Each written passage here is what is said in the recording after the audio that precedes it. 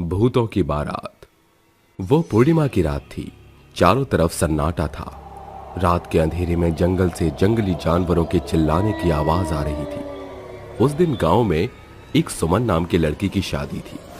तभी गांव की कुछ दूरी पर एक छोटा सा टूटा फूटा घर था, जिसके अंदर से ढोल बजने की आवाज आ रही थी। देखते ही देखते उसके अंदर से एक बहुत ही भयानक भूतों की बारात गांव की तरफ आने लगती है, जिसमें एक बहुत ही भयानक भूत घोड़े के ऊपर और उसके आसपास बहुत ही भयानक भूत और चुड़ैल ढोल बजाकर नाचते हुए गांव की तरफ आ रहे थे। मेरी बारात है, आज मैं लड़की को उठा कर ले जाऊंगा। चलो दोस्तों, आज हम लड़की को भगा कर ही रहेंगे। सभी भूत बैंड बाजा बजाकर बारात सुमन के घर ले जाते हैं, जिसके बाद सुमन के घर के सभी मेहमान यहाँ से वहाँ भागने लगते हैं। सुमन भी भूतों की बारात को देखकर बहुत डर जाती है, जिसके बाद सुमन की माँ माया सुमन के पास आती है और उससे कहती है, चल तुझे मैं छुपा देती हूँ, नहीं तो वो भयानक भूत तुझे यहाँ से भगा कर ले जाएगा। तभी माया उसे अपने घर में जाकर छुपा देती है, जिसके बाद भूतों की बारात गांव के सभी लोगों पर हमला कर देती है और सबको एक एक करके मारने लगती है। कोई नहीं बचेगा, मैं सबको मार दूंगा। कहाँ है मेरी दुल्हन? मुझे मेरी दुल्हन से मिलना है। मेरी दुल्हन को मेरे पास लेकर आओ। शादी का माहौल मातम का माहौल बन जाता है। गांव के सब लोग अपनी जान बचाकर यहाँ से वहाँ भागने लगते हैं, लेकिन भूतों की बारात किसी को नहीं छोड़ती और सबको मारती जाती है। आखिरी में भूतों की बारात सुमन के माता पिता को मार देती है, जिसके बाद भूत सुमन के घर में जाकर उसे ढूंढने लगते हैं। कहाँ है मेरी दुल्हन? आज मैं अपनी सुमन से शादी करके ही रहूंगा। ये कुछ समय पहले की बात है। मुंशीपुर नामक एक गांव में 4 दोस्त रहा करते थे। वो चारों अनाथ थे और गांव के ही एक छोटे से टूटे फूटे घर में रहा करते थे। वो चारों बचपन से ही एक साथ थे और हमेशा मौज मस्ती करते रहते थे। उनमें से एक राघव नाम का लड़का गांव की एक सुमन नाम की लड़की से बहुत प्यार करता था। एक दिन की बात है, राघव सुमन से मिलने एक बगीचे में जाता है, जहां वो सुमन से कहता है, सुमन, मैं तुम्हारे बिना जी नहीं सकता। अगर तुम मुझे नहीं मिली तो मैं मर जाऊंगा। राघव, मैं भी तुमसे बहुत प्यार करती हूँ और मैं तुमसे शादी करना चाहती हूँ। चलो ना, हम लोग शादी कर लेते हैं। मैं तुम्हारे बारे में अपने माता पिता से बात कर लूंगी। मुझे यकीन है कि वो हमारे रिश्ते के लिए मना नहीं करेंगे।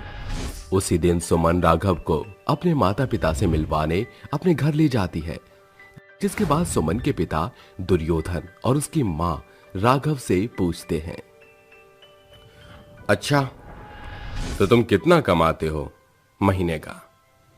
दरअसल मैं अभी नौकरी नहीं कर रहा हूँ। मैं अपना खुद का काम करने की सोच रहा हूँ। मैं एक चाय की दुकान खोलूंगा।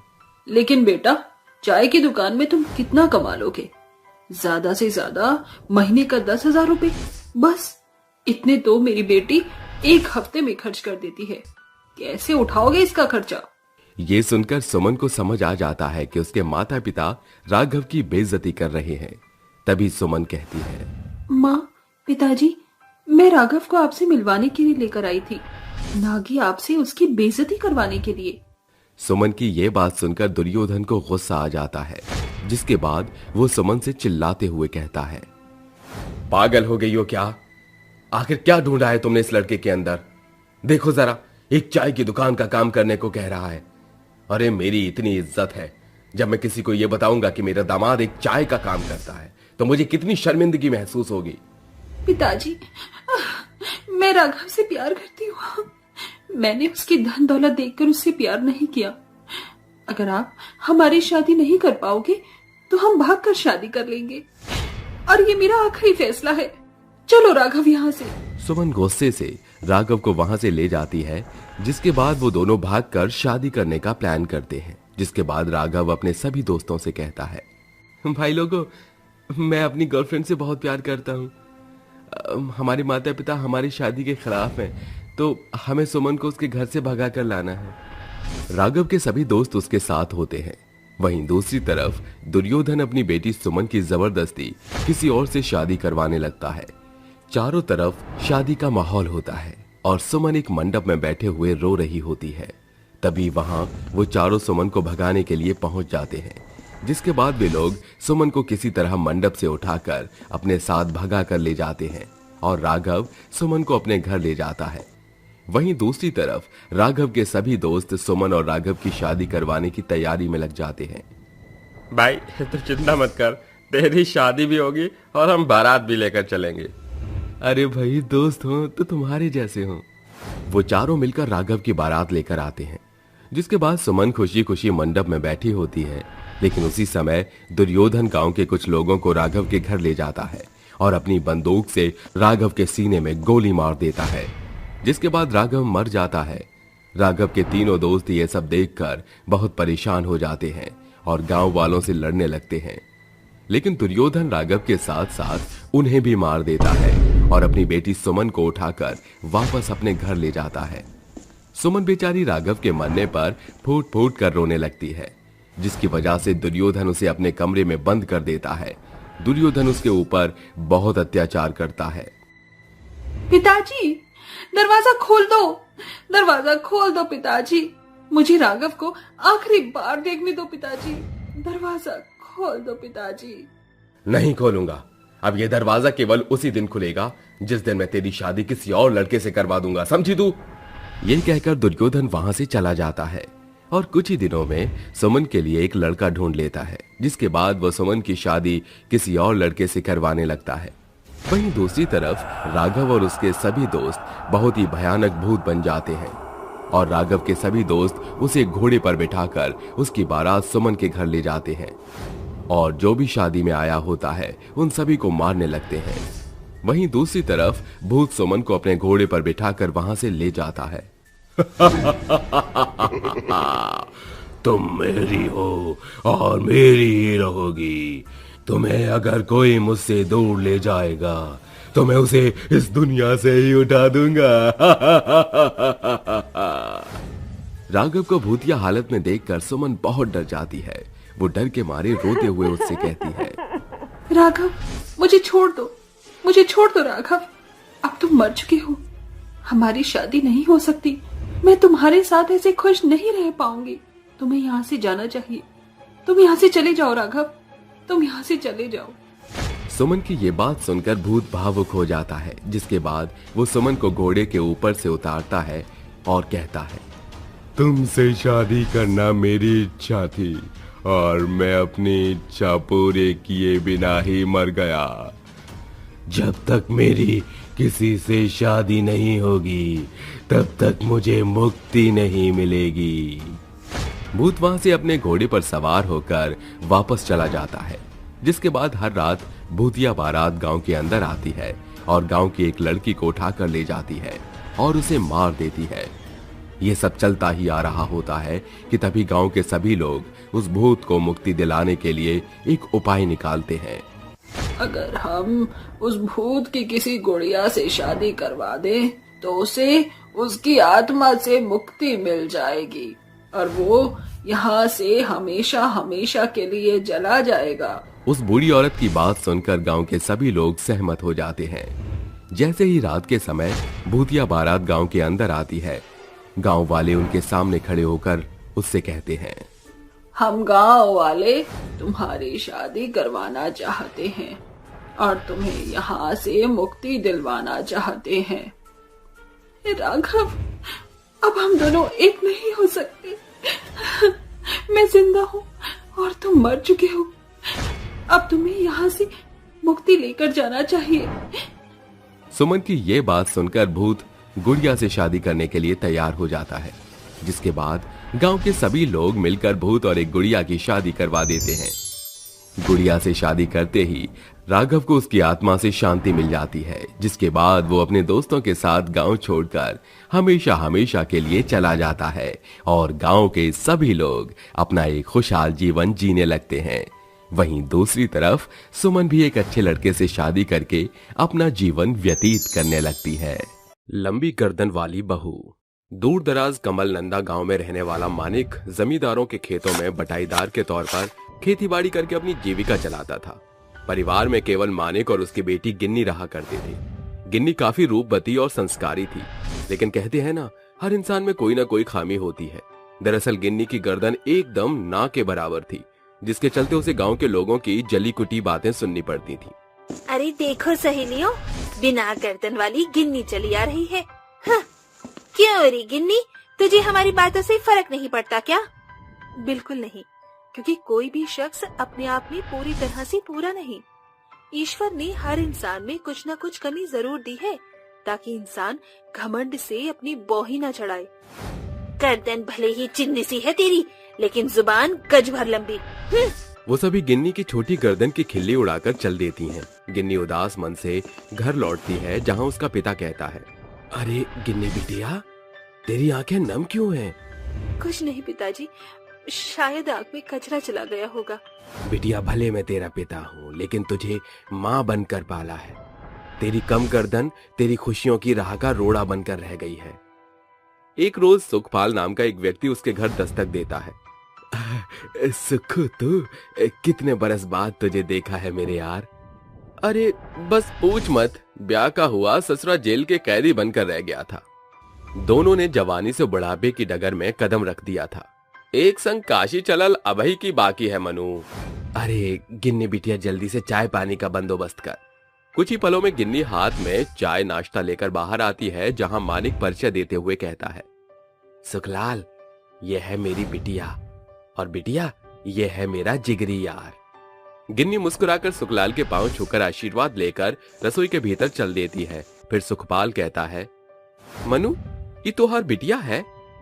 हाँ सुखू, कई रिश्ते तलाशे बिटिया की खातिर, लेकिन कम गर्दन के चलते बात कट जाती है। मनु, तोहार बिटिया हमके आपन बिटवा के वास्ते भाग गई है। रूप से रागिनी, स्वर से सरस्वती, गुणों से भरी पूरी, एकदम ऐसनी बहुरिया की तलाश थी हमका। ये सुनकर मानिक फूला नहीं समाता और कहता है, मैं शब्दों में बयान नहीं कर सकता कि किस कदर तूने इस जवान बेटी के बाप की चिंता खत्म कर दी। खुशियां तुम्हारी अखीन के झरोखे से फुटकर बहत है मनु। दोनों के घरों में शहनाइयों की गूंज के साथ शादी की धूम धड़ाक मची हुई होती है। मंडप में खड़े दुल्हा दुल्हन को देख हेमलता हंसी उड़ाती हुई कहती है, अरे सुखलाल भाई साहब, क्यों भरे समाज में वयंग का पात्र बन रहे हो? दुनिया की सारी भली चंगी लड़कियां मर गई थी, जो ये बिन गर्दन वाली लड़की को अपने चांद से बेटे के पल्ले जबरन बांध रहे हो।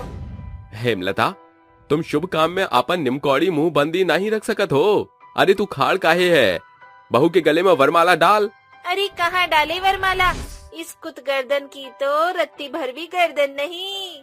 ऋषभ गुस्से से झटपटाकर माला गिन्नी की गर्दन में डालता है, लेकिन वरमाला नाटी गर्दन की कमी के चलते सरक कर जमीन पर चित हो जाती है। ये लो भैया, बन गया खुशनुमा माहौल। रीति रिवाज के साथ गठबंधन होता है, जिसके बाद गिन्नी ससुराल में कदम रखती है, जहां उसकी सास अपर्णा रूखे स्वर में कहती है, भले ही तू टोहने टोटके के बलबूते पर इस घर की बहू बन गई, लेकिन यहाँ सिर्फ मेरी हुकूमत चलती है। ससुराल का शासन क्या होता है, ये तुझे अब जान पड़ेगा। आधी रात सभी के सो चुकने के बाद अपर्णा रसोई में आकर खुराफाती हरकत करते हुए कहती है, कल देखती हूँ कैसे ये बिन गर्दन की बला इस ऊंची खाने से सामान खोजती है।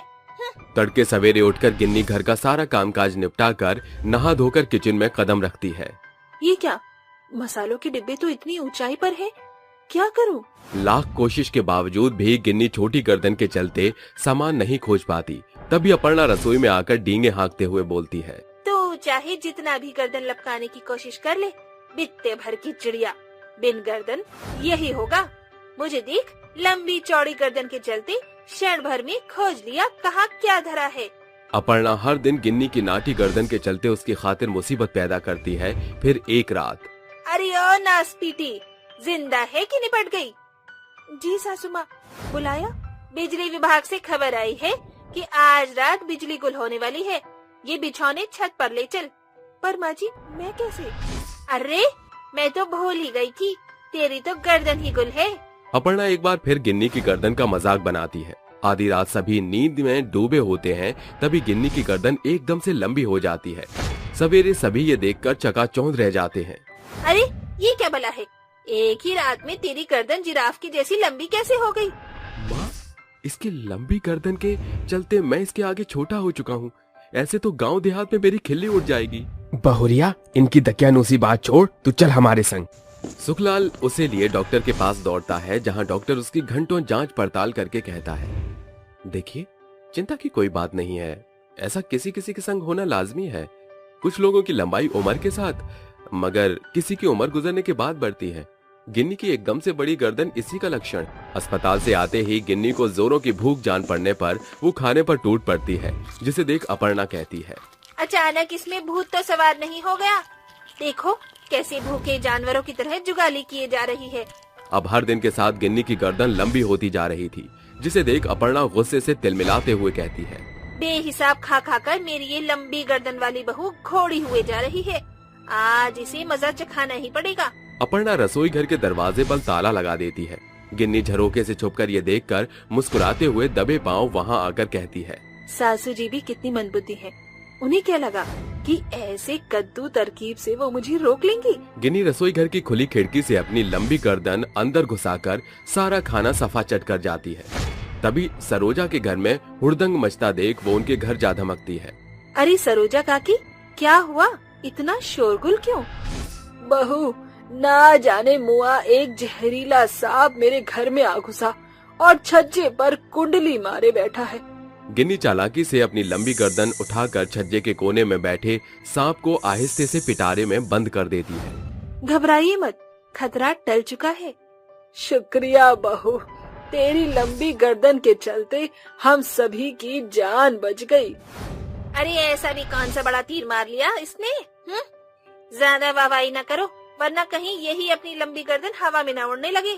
जानबूझकर गिन्नी की जलोकड़ी सास उसे नीचा दिखाती है। एक रात गांव में दो चोर घुस आते हैं, जिनकी आवाज सुनकर गिन्नी की आंख खुल जाती है। ये देर रात किसकी बुदबुदाने की आवाज है? अरे मंगल, सुना है कि ये गांव काफी मालामाल है, तभी तो हम जैसे चालाक चोर इसको कंगाल बनाने आए हैं। अच्छा, तो ये दोनों चोर चोरी के इरादे से आए हैं। मुझे कुछ करना होगा। चोर शातिरता से सभी के घरों से हाथ साफ करके भागने लगते हैं। झाड़ियों के पीछे छुपी गिन्नी उन्हें आता देख अपनी लंबी गर्दन बढ़ाकर उन्हें रंगे हाथ पकड़ लेती है। अरे दौड़ो गांव वालों, गांव में चोर घुस आए हैं। आवाज सुनकर पूरा गांव आधी रात मैदान में जमा हो जाता है। अरे मंगल, अब क्या होगा? अब तुम्हारा अमंगल होगा। इस जिराफ जैसी गर्दन वाली औरत ने सब कुछ गुड़ गोबर कर दिया। सभी मिलकर चोरों की कुटाई करके उन्हें सबक सिखाकर कहते हैं, एक तो चोरी ऊपर से सीना चोरी करत हो, ससुर के नाती। ये सब देख अंत में अपर्णा अपनी लंबी गर्दन वाली बहू के सामने पछतावा जाहिर करके कहती है, बाबू मुझे माफ कर दे। आज केवल तेरी लंबी गर्दन के चलते इस गांव को भारी नुकसान होने से बच गया।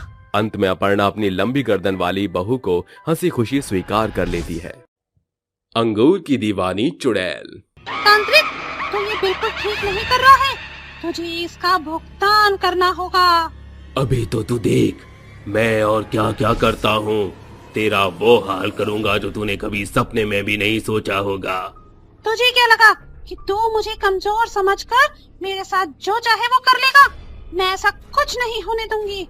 चुड़ैल, तू मेरे आगे कुछ भी नहीं है, तुझे तो मैं अपनी भभूति से ही राख कर दूंगा। तो मेरा कुछ नहीं बिगाड़ सकता। मेरी शक्तियों के आगे तेरी ये तंत्र विद्या काम नहीं आएगी। तू ऐसे नहीं मानेगी। चुड़ैल रुक, अभी बताता हूँ तुझे। तांत्रिक अपनी तंत्र विद्या शुरू करते हुए अपने दोनों हाथों में भभूति उठाकर चुड़ैल के ऊपर फेंक देता है, जिसकी वजह से चुड़ैल के चारों तरफ भभूति का धुआं फैल जाता है।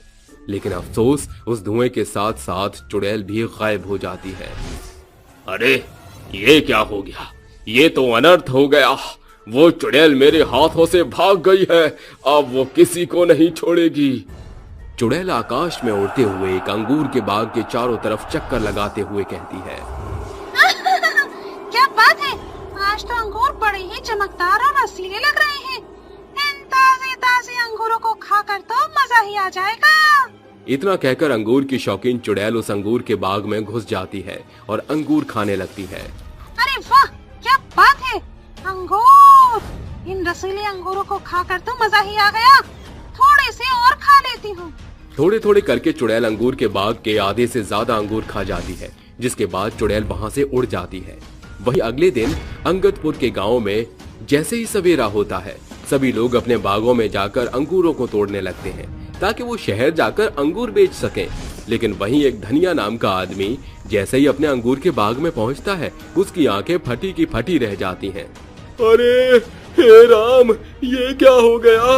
अरे मेरे अंगूर के बाग में से सारे के सारे अंगूर गायब हैं। अरे अब मैं शहर जाकर अंगूर कैसे बेचूंगा? अंगदपुर गांव के सभी लोग अपने अंगूरों को लेकर शहर बेचने के लिए निकल जाते हैं।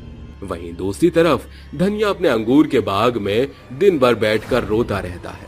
सुबह से शाम हो जाती है। रात होते ही चुड़ैल फिर से अंगूर खाने के लिए गांव में पहुंच जाती है। आहा! ये अंगूर का स्वाद कितना भरपूर है, खाने के साथ मजा ही आ गया। बस किसी भी कीमत पर मेरे ये अंगूर किसी लंगूर के हाथ में नहीं पड़ने चाहिए। चुड़ैल बहुत ही शौक से अंगूर खा रही थी कि तभी उसे रात के समय किसी के रोने की आवाज आती है। अरे ये कौन है जो इतनी रात के समय रो रहा है? आखिर क्या वजह हो सकती है किसी के रोने की? जरा मैं भी तो देखूं, ये रो कौन रहा है? चुड़ैल अंगूर के बाग में यहाँ वहाँ देखने लगती है, जिसके बाद उसे एक अंगूर के पेड़ के नीचे एक आदमी रोता हुआ दिखाई देता है, जो कि धनिया होता है। अरे आखिर ये कैसी किस्मत है मेरी। अरे जब भी कुछ अच्छा होने वाला होता है तभी कुछ न कुछ बुरा हो जाता है। इतनी मेहनत करके मैंने अंगूर के बाग में अंगूर उगाए थे, लेकिन किसी ने मेरे सभी अंगूरों को चोरी कर लिया। अब मैं अपने बच्चे को अच्छे स्कूल में कैसे भेज पाऊंगा? अरे हे ऊपर वाले, कोई तो मदद करो मेरी। चुड़ैल एक पेड़ के पीछे छुपकर ये सब देख रही थी। तभी वो अपने आप से कहती है, अरे ये मैंने क्या कर दिया? अंगूर खाने के चक्कर में मैंने किसी का बहुत ही ज्यादा नुकसान कर दिया, उसके साथ साथ उसका दिल भी दुखा दिया। अब मैं क्या करूं? तभी चुड़ैल अपनी सभी शक्तियों को एक साथ इकट्ठा करके धनिया के बगीचे के ऊपर जादू करना शुरू कर देती है। देखते ही देखते धनिया के अंगूर का बगीचा पहले की तरह भरपूर अंगूरों से भर जाता है, जिसे देखते ही धनिया की आंखें चार चांद हो जाती हैं। हे भगवान, इतनी जल्दी सुन ली तुमने? अरे कितनी जल्दी सुन ली तुमने मेरी भगवान। अभी तो मेरे अंगूर के बाग में कहीं भी कोई भी अंगूर नहीं दिख रहा था, और अब देखो, ओह ये तो सब चारों तरफ अंगूर ही अंगूर दिखाई दे रहे हैं। ये तो सोने पर सुहागा हो गया है। अरे अब कल तक मैं यहाँ से कहीं नहीं जाऊंगा। जैसे ही सुबह होगी अपने अंगूर को शहर बेचने के लिए निकल जाऊंगा। इतना सोचकर धनिया कुछ अंगूरों को तोड़कर खाने लगता है और खाता खाता वहीं सो जाता है। उसके सोने के बाद चुड़ैल अपने आप से कहती है, अंगूर खा के शरीर में जान आ गई। यही सही वक्त है अब अपनी मौत का बदला लेने का। इतना कहकर चुड़ैल हवा में उड़ती हुई गांव के मुखिया के घर पहुंच जाती है, जहां वो गांव के मुखिया को अपने बिस्तर पर पैर पसार कर सोते हुए देखती है। देखो तो सही, नामुराद कैसे पैरों को पसार कर सो रहा है। इसका सुख चैन तो मैं छीन लूंगी। अब मजा आएगा। इतना कहकर चुड़ैल मुखिया के सपने में पहुंच जाती है, जहां वो मुखिया को एक खंजर से मारने की कोशिश कर रही थी। मुखिया अपनी जान बचाने की कोशिश करता है, लेकिन चुड़ैल सपने में मुखिया का गला घोंटकर उसे मार देती है। चुड़ैल सपने में मुखिया का गला घोंटकर जैसे ही मारती है कि तभी अचानक से मुखिया की आंख खुलती है और वो अपने चारों तरफ देखने लगता है। हे भगवान, ये सब क्या हो रहा है? जब देखो मुझे चुड़ैल के सपने आते रहते हैं, और फिर ये चुड़ैल मेरे सपनों में आकर मुझे क्यों मारती है? मुझे तो कुछ समझ नहीं आ रहा। मुखिया चुड़ैल के सपने देख देख कर बहुत परेशान हो जाता है, जिसके बाद वो दोबारा से सोने लगता है। जैसे ही सुबह होती है, मुखिया सबसे पहले एक तांत्रिक बाबा के पास जाता है और उन्हें अपने सपनों के बारे में बताता है, जिन्हें सुनकर तांत्रिक बाबा मुखिया से कहते हैं, ये वही है, मैं जानता हूँ। इसको पकड़ना है तो मुझे तुम्हारे साथ तुम्हारे गांव जाना होगा। ये अंगूरी चुड़ैल इतनी जल्दी हाथ नहीं आएगी। रात होते होते मुखिया तांत्रिक बाबा को अपने साथ गांव में ले जाता है। वहीं दूसरी तरफ चुड़ैल धनिया के अंगूर के पेड़ पर आराम से बैठकर अंगूर खा रही होती है। बस यही तो सबसे अच्छी बात है, बदला भी और शौक भी। मेरे बदले के साथ साथ मैं अपने शौक को भी पूरा कर रही हूँ। यहाँ चुड़ैल अंगूर खा रही थी तो वहाँ तांत्रिक अपनी तंत्र विद्या शुरू कर देता है, जिसके बाद चुड़ैल अचानक से तड़पने लगती है। देखते ही देखते चुड़ैल को ना चाहते हुए भी तांत्रिक के सामने प्रकट होना पड़ता है, जिसके बाद चुड़ैल तांत्रिक से कहती है, तांत्रिक तो फिर से आ गया? हाँ चुड़ैल, मुझे तो दोबारा आना ही था। तू जो मेरी गिरफ्त से भाग गई थी। देख तांत्रिक, मेरे रास्ते के बीच में मत आ तू। नहीं जानता मेरे साथ क्या क्या हुआ है। मैं जब तक अपना बदला नहीं ले लेती, मैं यहाँ से कहीं नहीं जाऊंगी। आखिर तेरे साथ ऐसा क्या हुआ है जो तू इस मुखिया के पीछे पड़ी है? बता मुझे, मैं सब कुछ सच जानना चाहता हूँ। कुछ समय पहले इस गांव में मेरा एक अंगूर का बाग था। मेरा नाम अंगूरी था और मुझे अंगूर खाने के साथ साथ अंगूर बेचने का भी बहुत शौक था। मैं अंगूरों को बेचकर अपना गुजारा कर लिया करती थी, लेकिन इस मुखिया ने मेरी जमीन पर अपनी कोठी बनाने के लिए मेरे पूरे अंगूर के बाग को बर्बाद कर दिया और मुझे जान से मरवा दिया, क्योंकि मैं अपने बाग की जमीन बेचना नहीं चाहती थी। मरने के बाद से मैं चुड़ैल बनकर भटक रही हूँ और इससे बदला लेना चाहती हूँ। इतना सुनते ही मुखिया चुड़ैल से कहता है, अरे चुड़ैल, तुझे कोई गलत फहमी हो गई है। अरे मैंने तुझे नहीं मरवाया। दरअसल ये जमीन तो मेरे दोस्त ने मुझे तोहफे में दी थी, जिसके बाद मैंने इस जमीन पर काम करवाना शुरू कर दिया। मैं नहीं जानता था कि इस जमीन के पीछे इतना बड़ा राज छुपा है, लेकिन तेरे साथ जो भी हुआ वो बहुत गलत हुआ। मेरा दोस्त भी एक दुर्घटना के दौरान मर गया है, उसकी तरफ से मैं तुझसे माफी मांगता हूँ। देख चुड़ैल, ये सच है, इस बेचारे ने कुछ नहीं किया। इसे छोड़ दे और यहाँ से चली जा। देखो, मैं कहीं नहीं जाना चाहती, इसीलिए मुझे मेरी जमीन वापस कर दो और मेरा अंगूर का बाग लौटा दो। मैं अपने अंगूर के बाग में रह लूंगी और कभी किसी को कोई नुकसान नहीं पहुंचाऊंगी। मुखिया चुड़ैल की बात मान लेता है और उसे उसकी जमीन वापस लौटा देता है, जिसके बाद वो उस जमीन पर दोबारा से अंगूर का बाग बनवाता है, जिसमें चुड़ैल हंसी खुशी अंगूर खाते हुए रहने लगती है। 3 जादुई छाते। आज मांडवा गांव का मंजर देखने लायक था। पूरा आसमान काले घने बादलों से छाया हुआ था। बिजली जोरों शोरों के साथ चमक रही थी। घर का चूल्हा उदास पड़ा हुआ था। तभी 5 साल का भोला चीनू कहता है, माँ, इतनी देर हो गई, पिताजी अभी तक खाना नहीं लेकर आए। माँ की आंखों में भरी बेबसी की झलक को 12 वर्षीय सितारा एकदम साफ तौर पर भांप पा रही थी। चीनू, चलो हम कोई खेल खेलते हैं। सितारा चीनू का ध्यान भटकाने की खातिर उसे खेल में उलझाती है। तभी गगन घर आता है। ये क्या, आप तो पूरी तौर से भीग चुके हैं। अरे अरे, मेरी फिक्र छोड़ो, बच्चे भूख से बिलबिला रहे हैं। इस राशन से उनकी खातिर खाना पका दो जल्दी। जहाँ पूरा गांव खा पी कर सोने को था, उस घड़ी उनके घर में चूल्हा जल रहा था। भूख के चलते दोनों बच्चे फिजूल खाना खा जाते हैं। बचा हुआ खाना भारती गगन को परोस देती है। भारती, तुम्हारे खाने को तो कुछ बचा ही नहीं है। वो सवेरे कांता के घर से भोज आया था, मैंने वही खा लिया था।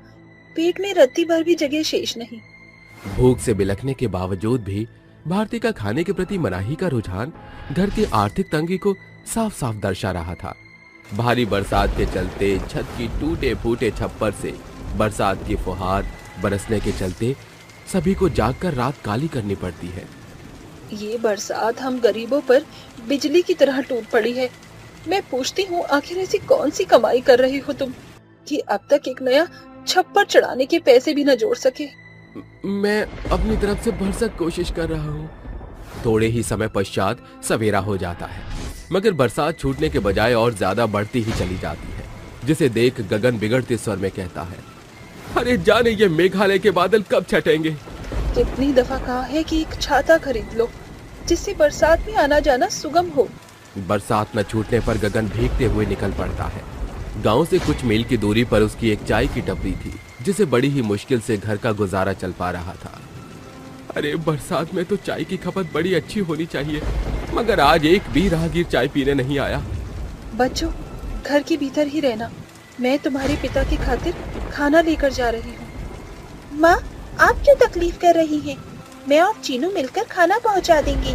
वैसे भी इस घड़ी बरसात एकदम धीमी है। ठीक है बच्चों, मगर ध्यान से। दोनों बच्चे झूमते हुए चल देते हैं। तभी हो रही बूंदाबांदी एकाएक तूफानी बरसात में बदल जाती है। दोनों भाई बहन पूरी तरह से बरसात में सराबोर हो जाते हैं।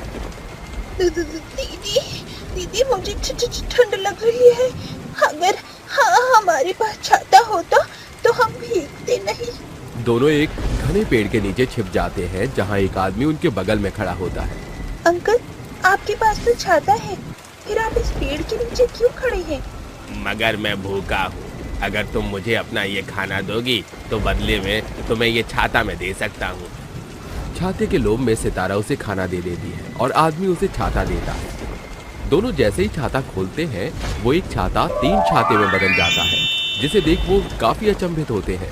अरे, ये छाता 3 छाते में कैसे बदल गया?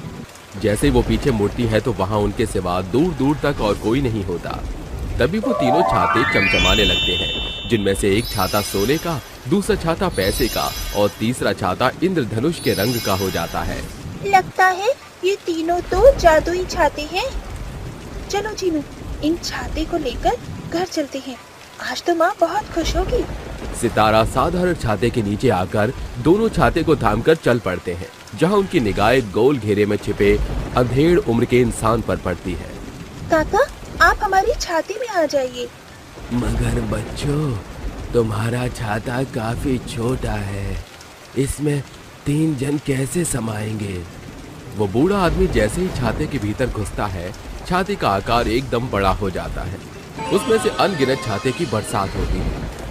अरे, ये छाता है कि गोवर्धन पर्वत? अरे, ये अचानक इतना विशाल कैसे हो गया? क्योंकि ये जादुई छाता है। ये छाता आप रख लीजिए, इसे आप भीगने से बच पाएंगे। इसके बाद वो जादुई तीनों छाते को लिए घर का दरवाजा खटखटाते हैं, जहाँ भारती किवाड़ खोलती हुई कहती है, मैं तुम्हारी ही राह देख रही थी।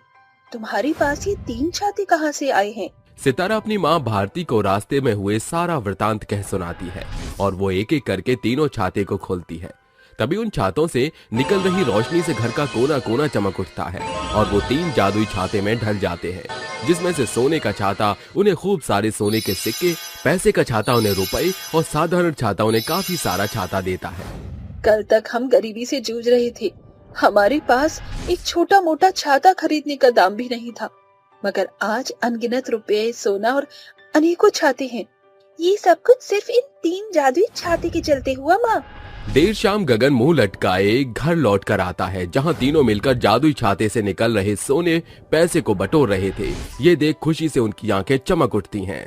अरे, इतना सारा धन और पैसा, कहीं ये मेरी आंखों का भ्रमजाल तो नहीं? ये कोई भ्रम नहीं, बल्कि आंखों देखा सच है। ये सब कुछ इस 3 जादुई छाते का प्रभाव है। वो सारा सोना सुनार के यहाँ बेच कर एक खूबसूरत आलीशान घर की नींव खड़ी करके ऐशो आराम की जिंदगी व्यतीत करने लगते हैं। मगर अब ये गांव के निवासियों के मन में खटकने लगती है बात। अरे सविता, लगता है भारती और गगन के हाथ कोई बड़ा खजाना लगा है। तभी तो जहाँ पूरा गांव भारी बरसात के चलते प्रचंड बेरोजगारी से जूझ रहा है, उन्होंने महल ठोक दिया। मुझे तो दाल में कुछ काला नजर आ रहा है। अरे, जो इंसान सालों में भी एक छाते का मोल न जुटा पाया, उसके पास एकाएक इतना रुतबा, मुझे तो ये बात नहीं पच रही। वो दोनों औरतें उनके घर आकर कहती हैं, क्या बात है, तुम दोनों के तो ठाठ ही बदल गए। जिनका जादुई चिराग हाथ पड़ गया है क्या? तुम हमारे घर की खुशियों में शरीक होने आई हो या फिर हमारी अमीरी का राज टटोलने? फिर भी हम तुम्हें खाली हाथ नहीं लौटाएंगे। वो तीनों जादुई छाते को खोलकर कहती हैं, ऐ मेरे तीनों जादुई छाता, जल्दी से अपना जादू तो दिखाना। तीनों छाते जादुई अवतार में आकर खूब सारा सोना और पैसे की बौछार करते हैं। ये देख दोनों का मुंह हैरानी से खुला रह जाता है। अरे, तुम्हें जितने धन और रुपयों पैसों की आवश्यकता है, इस ढेरी में से उठा लो। वो झटपट से सारा पैसा सोना उठाकर पूरे गांव में जादुई छाते का डंका पीट देती हैं, जिसके बाद पूरा गांव उठकर उनसे मदद मांगता है। गगन और भारती बिना नाक भोए सिकोड़े जादुई छाते से पूरे गांव की मदद करते हैं। हमारे पास तो रहने के लिए ये आलीशान छत है, मगर जो गरीब मसलूक मंदिर की सीढ़ियों पर बैठे जीवन काटते हैं, वो इस घनघोर बरसात में जाने उनका क्या हो रहा होगा। हमें इन जादुई छाते से उनकी सहायता करनी होगी। वो तीनों जादुई छाते को लेकर मंदिर पहुंचते हैं, जहां बैठे सभी भिखारी बरसात में भीग रहे थे। आप सबके पास रहने को कोई जगह नहीं है क्या? अरे मैम साहब, एक इंसान की 3 जरूरत है, रोटी, कपड़ा और मकान। हमारे पास तो कुछ भी नहीं। हम कोई शौक से इस भरी बरसात में यहाँ डेरा जमाए नहीं बैठे मैम साहब। अगर ये गरीबी जड़ से मिट जाए तो? अरे साहब, क्यों हमारी गरीबी की खिल्ली उड़ा रहे हो? जो होगा ही नहीं उसकी आस क्या लगाना। गगन उसी क्षण जादुई छाते को खोलता है, जिसके साथ भिखारी की झोली अनगिनत रुपयों और सोने से भर जाती है। इसका सदुपयोग करो और उतार लो इस गरीबी की गठरी को। इस प्रकार वो हमेशा तीनों जादुई छातों से सैकड़ों गरीबों की जीवनी बदलते हैं और हंसी खुशी रहा करते हैं। चुड़ैल की लाडली बहू रानी।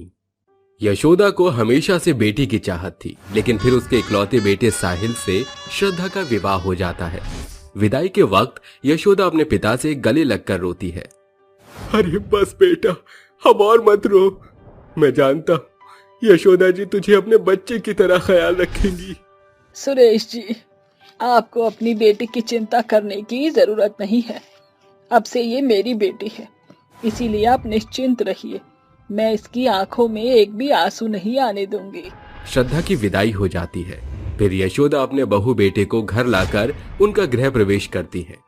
श्रद्धा उसके पैर छूती है तो कहती है, ना ना ना श्रद्धा बेटी, मैंने तुझे दिल से बेटी माना है, इसीलिए मेरे पैर मत छुओ। भगवान तुम दोनों की जोड़ी सलामत रखे। शुक्रिया मम्मी जी। जाओ, तुम दोनों थक गए होगे ना, आराम कर लो। ये सुनकर दोनों अपने कमरे में चले जाते हैं। अगले दिन श्रद्धा एक संस्कारी बहू की तरह पूजा पाठ करके खाना बनाने जाती है, तो उसकी सास पहले से ही खाना बना रही थी। तभी श्रद्धा कहती है, मम्मी जी आप यहाँ, मैं बना देती ना खाना, आप बैठ जाइए। अरे तू क्यों बनाएगी खाना? सिर्फ इसीलिए कि तेरी शादी हुई है तो बाकी बहू की तरह तू भी खाना बनाएगी? तू भूल गई है कि तू मेरी बेटी है। कितनी बार समझाऊं तुझे, काम करेंगे तो मिल बांट कर करेंगे, समझी? थैंक यू मम्मी जी, आप बहुत अच्छे हो। माँ जी, मीठा मैं अपने हाथ से बनाकर खिलाना चाहती हूँ आपको। ठीक है, बना दे, इसके लिए मैं तुझे नहीं रोकूंगी। जरा मैं भी तो अपनी बेटी के हाथ का चखूं। ये बोलकर दोनों एक साथ खाना बनाते हैं। कुछ देर बाद तीनों डाइनिंग टेबल पर बैठकर खाना खाते हैं। तभी यशोदा बहू के हाथ का हलवा खाकर कहती है, वाह मेरी लाडली बहू, तूने तो वाकई में बहुत स्वादिष्ट हलवा बनाया है। हाँ श्रद्धा, ऐसा हलवा मैंने आज तक नहीं खाया। शुक्रिया मम्मी जी और साहिल जी। और दूं आपको? हाँ बेटा, और ये लो, आज से ये हार तुम्हारा। पर मम्मी जी ये तो आपका है। तू मेरी बेटी भी तो है ना, इधर आ। यशोदा की बात सुनकर वो उसके पास आती है तो श्रद्धा उसके माथे पर माँ की पुचकार देती है। तभी साहिल ऑफिस चला जाता है। वक्त बीतता है, धीरे धीरे श्रद्धा घर की सारी जिम्मेदारी बखूबी संभाल लेती है। एक दिन खाना बनाते वक्त उसका हाथ जल जाता है। तभी यशोदा दवाई लगाते हुए उसे डांटती है, श्रद्धा बेटा, ये क्या किया तूने? आराम से करना था काम, हाथ जला लिया ना। अब थोड़े दिन तक तू कोई काम नहीं करेगी, समझी? मम्मी जी मैं ठीक हूँ, आप परेशान हो रही हैं खामका। थप्पड़ मारूंगी खींचकर। आज के बाद दोबारा कहा तो। तू बेटी है मेरी, चुपचाप बैठ, मैं खाना लेकर आती हूँ।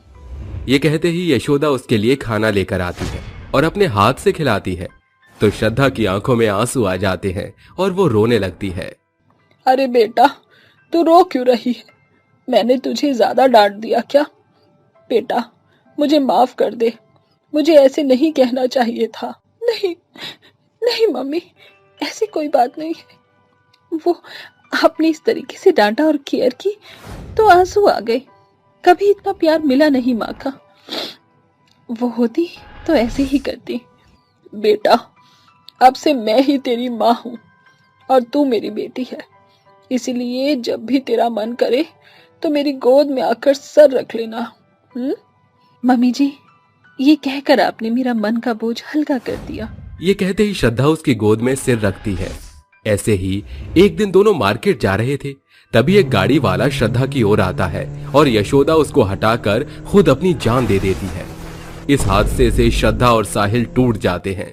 यशोदा की तस्वीर हाथ में लेकर श्रद्धा रोती हुई कहती है, मम्मी जी, क्यों आप मुझे छोड़कर चली गई? लगता है मेरे नसीब में माँ का प्यार था ही नहीं। क्यों भगवान जी, आपने मेरी मम्मी जी को भी मुझसे छीन लिया। अब मैं किसकी गोद में सर रखा करूंगी? छुओ मत मेरी मम्मी की तस्वीर को, तुम्हारी वजह से आज उनकी जान चली गई। अगर मम्मी तुम्हें बचाती ही नहीं तो आज मेरे पास होती। नहीं नहीं साहिल जी, ऐसा बिल्कुल भी नहीं है। मैं नहीं चाहती थी मम्मी जी के साथ ऐसा हो। मुझे पता होता तो मैं मम्मी जी को बचाकर अपनी जान दे देती। तुम तो रहने दो श्रद्धा, मेरे पास ही मत आओ। हफ्ते बीत जाते हैं। यशोदा के जाने से दोनों के बीच मनमुटाव आ जाता है। साहिल ठीक से बात नहीं करता था। वहीं श्रद्धा भी यशोदा को याद करके रोती रहती थी। एक दिन वो स्टूल पर चढ़कर रसोई में डिब्बा उतार रही थी कि गिर जाती है। तभी अचानक से वो हवा में थम जाती है और कहती है, ये मैं हवा में कैसे लटकी हूँ? कैसे बच गई मैं? उसे बचाने वाली कोई और नहीं बल्कि उसकी सास यशोदा थी, जो चुड़ैल बनकर वापस आ गई थी। अच्छा हुआ जो मैंने श्रद्धा को बचा लिया, वरना मेरी फूल जैसी बच्ची के लग जाती। मुझे कितना याद करके रो रही है। साहिल जी आते होंगे, मैं जल्दी से खाना बना लेती हूँ। पहले उनके लिए कुर्ता निकाल कर रख देती हूँ, आकर पहन लेंगे। श्रद्धा ये बोलकर रूम में जाकर साहिल के लिए कुर्ता निकाल देती है। इतने में यशोदा उसके लिए खाना बना देती है और जब श्रद्धा रसोई में आती है तो बना हुआ खाना देखकर हैरान रह जाती है। अरे ये खाना कैसे बन गया इतनी जल्दी? मैंने तो कुछ भी नहीं किया था। दोनों बैठकर जब खाना खाते हैं तो खाने के स्वाद में श्रद्धा को यशोदा के हाथ का स्वाद आता है। ये खाने का स्वाद तो माँ जी के हाथों का लग रहा है। आज तुमने खाना बिल्कुल माँ के जैसा बनाया है, शुक्रिया। अब इन्हें कैसे बताऊं कि ये खाना मैंने बनाया ही नहीं है। पर चलो अच्छी बात है, उन्होंने मुझसे आज बात तो की। मेरा इतना करने से दोनों के बीच बात तो हुई, लेकिन अभी और कुछ करना पड़ेगा। मेरी वजह से दोनों के बीच मनमुटाव जो आ गया है। सुबह सामान लाते वक्त बारिश में वो भीग जाती है, जिससे उसे बुखार और जुकाम हो जाता है और थककर वो सो जाती है। श्रद्धा जब उठने की कोशिश करती है तो उसे उठा नहीं जाता और वो गिर जाती है। ये क्या हो रहा है? मेरा बदन क्यों टूट रहा है? मुझसे खड़ा भी नहीं होया जा रहा। उनके लिए खाना बनाना है, कपड़े धोने हैं। हाय, मेरी बच्ची को बुखार आ गया है। जल्दी से सारा काम मैं ही कर देती हूँ। चुड़ैल ये बोलते ही घर का सारा काम A to Z सब कर देती है। श्रद्धा उठकर बाहर आती है तो उसे सारे कपड़े धुले हुए, खाना, सफाई सब करा हुआ दिखाई देता है। अरे ये क्या? कपड़े तो धुलकर सूख गए, खाना बन गया, घर साफ हो गया। ये सब हुआ कैसे? मुझे कुछ समझ नहीं आ रहा। मेरा सर चकरा रहा है। ये कहते ही वो बेहोश हो जाती है। तभी साहिल आकर उसे उठाकर कमरे में ले जाता है। श्रद्धा तुम्हें क्या हुआ? अरे इसे तो बहुत तेज बुखार आ रहा है। बहू श्रद्धा, ये क्या हो गया मेरी बच्ची को? ये बोलते ही उसके माथे पर वो पट्टी करता है। कुछ देर बाद उसका बुखार उतर जाता है और वो होश में आ जाती है। तुम पागल हो श्रद्धा, तुम्हें पता नहीं कितना डर गया था मैं। अरे मुझे माफ कर दो, मैंने तुमसे ज्यादा नाराज हो गया था। मैं खाना बनाकर आता हूँ। कहीं मत जाइए, खाना बन चुका है। पर किसने बनाया? तुम्हारी तबीयत खराब है। मम्मी जी ने ही बनाया खाना। अब तो आप मेरे सामने आ जाइए मम्मी जी।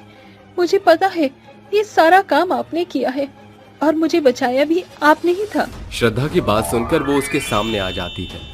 माँ? हाँ बेटा, मैं। पर श्रद्धा, तुझे पता कैसे चला? पता तो मुझे आपका हाथ का खाना खाने से ही चल गया था और फिर ये सारा काम किया। मुझे महसूस हो रहा था कि जरूर आप ही मेरे आसपास हैं। क्या करूं? तू इतना रोती थी तो मुझे आना ही पड़ा। तेरी ममता मुझे खींच लाई। वो दोनों उसके गले लग जाते हैं। इस तरह यशोदा मरने के बाद भी अपने बच्चों के साथ हमेशा यूं ही रहती है और उसकी लाडली बहू लाडली बेटी बन जाती है।